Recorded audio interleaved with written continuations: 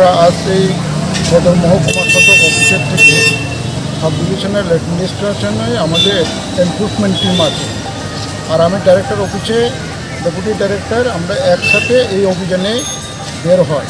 এটা মহারাজগঞ্জ বাজার। আমাদের কাছে খবর আছে যে কয়েকটা দিনে পেঁয়াজ এবং আলুর দাম বেড়ে গেছে, তাই আমরা বাজারে আসলাম। বিভিন্ন দোকান আমরা পরিদর্শন করলাম, চেক করলাম কত টাকা করে ছুটছে, কত টাকা করে তারা এনেছিল এবং এখানে কত টাকা বিক্রি করছে। এইভাবে চেক করতে করতে আমরা কয়েকটা আসলাম। এখানে যে হোলসেলার আছে রামপ্রসাদ ভুইয়া, তার দোকানে আমরা যাই। তার দোকানে যাওয়ার পরে আমরা যখন চেক করতে গেলাম, দেখলাম তার কাছে কোনো কাগজপত্র নেই।